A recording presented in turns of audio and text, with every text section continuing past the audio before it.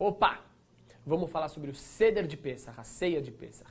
Seder significa ordem, porque ele tem uma ordem de 15 passos para a gente chegar do começo ao fim. Primeiro ponto se chama Kadesh. Kadesh é o Kiddush, é o momento que a gente proclama a santidade do dia sobre um copo de vinho, fazendo a bênção respectiva.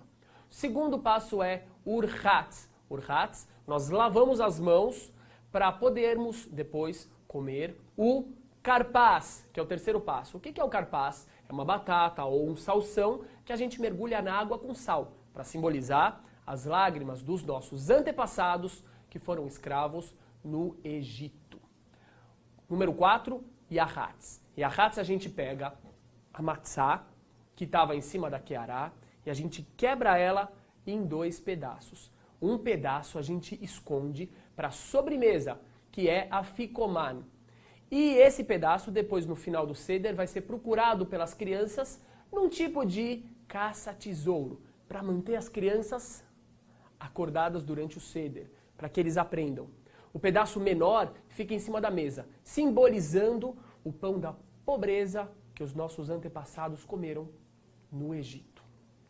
Número 5, a parte mais importante do Seder é o Magid.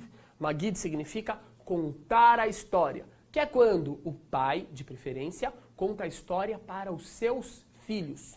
Quando eu falo o pai de preferência, pode ser a mãe também. Contam a história para os seus filhos, de modo a educar eles nessa tradição de libertação e de serviço a Deus. Número 6, Rochtzá. A gente lava as mãos de novo, a gente faz o Netilat Yadayim de novo, dessa vez falando a bênção, a brachá do Netilat Yadayim, para ir para o 7º e para o 8º passo, que são Motzi e Matzá. São as 2 bênçãos que a gente faz sobre a Matzá, o pão ázimo. Na primeira a gente agradece a Deus pelo mandamento que a gente tem de comer a Matzá, e na segunda a gente agradece pelo alimento, pela própria Matzá.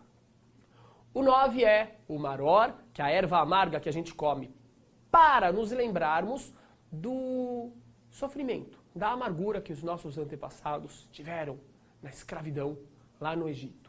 Número 10, Korer. O Korer é um sanduíche, talvez o primeiro sanduíche do mundo, que a gente pega matzá, erva amarga e matzá. Para quê? Para nos lembrarmos de que na época em que existia o templo, quando comiam a carne da oferenda de Pessach, eles colocavam dentro de um sanduíche de matzá junto com o maror. Hoje, como a gente não tem a oferenda, a gente come o sanduíche somente de matzá com o maror. Esse é o Korer.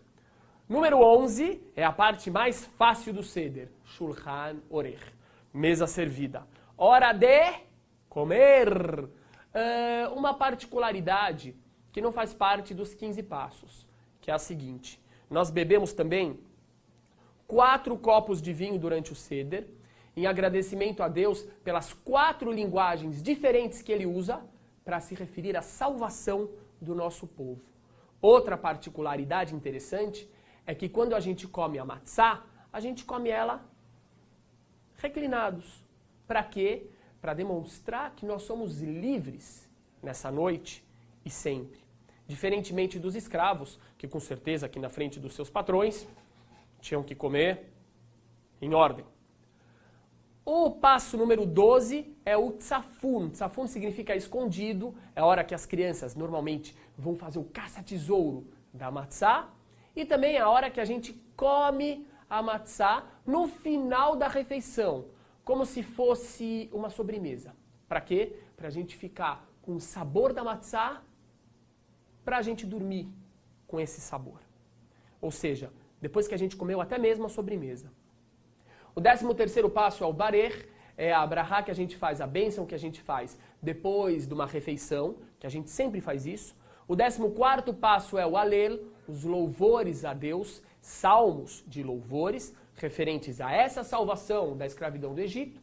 E o último passo, o 15º, se chama nirtzá. Nirtzá significa foi aceito. Nós proclamamos o nosso desejo de que o nosso Seder, o nosso serviço a Deus, tenha sido aceito com alegria. E nós cantamos que no ano que vem a gente possa comemorar isso em Jerusalém, ou seja, simbolizando o templo reconstruído e a presença de Deus sobre o mundo inteiro.